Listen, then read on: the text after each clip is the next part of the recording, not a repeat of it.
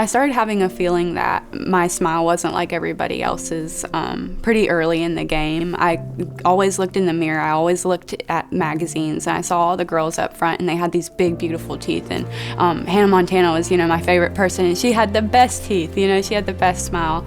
And I was always like, is there anything I can do?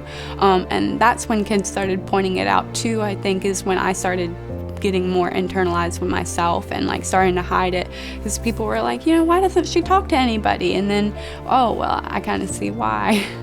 And then when people even came and picked on me, it was like, your teeth are small, you don't have a smile, where are your teeth? It felt like I was like on a magnifying glass, like every second of my life. Like, bad times, bad times for sure. My biggest supporter and like my biggest cheerleader ever is my best friend Jenny. She was always the one that, she said, it don't matter what anybody thinks, like you can still smile. Like she'd still be there making me laugh. She'd still be there making me smile, no matter what it looked like.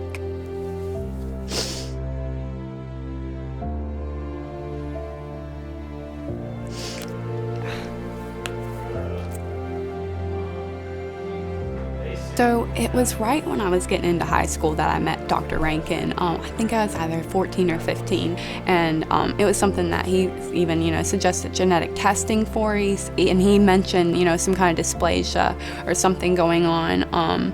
He said that it just wasn't, what he's used to seeing. And he told me, this is going to require a lot. Like, this is going to be a huge thing. And it was something that my mom, as soon as, she was like, I don't even know if we can afford braces. And he was like, have you ever heard of a Smile for a Lifetime? And she said, no, what is it? And he said, it's this really amazing, foundation. They can really help you guys out. And we applied. We had my friend write an application letter for me. We had my principal. We had my teacher. And the words that they wrote about me were crazy too. Like, I couldn't believe that anybody felt that way about me.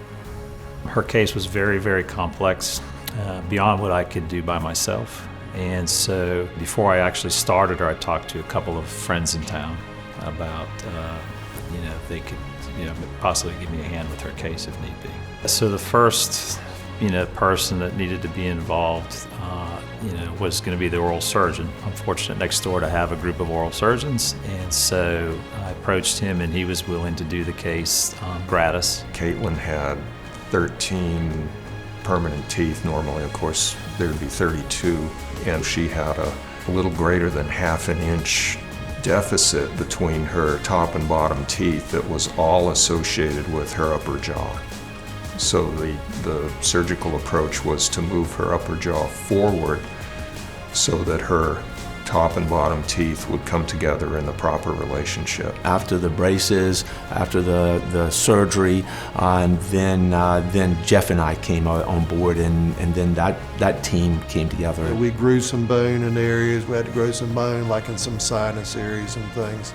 And so we staged putting some temporary teeth in with Dr. Ward, so that about the time her bone grafting was ready and all that we could get some implants put in. And then when we did some of our restorations up top and got her into an upper provisional, that day changed her personality. Caitlin came out and blossomed and bloomed just all in one day.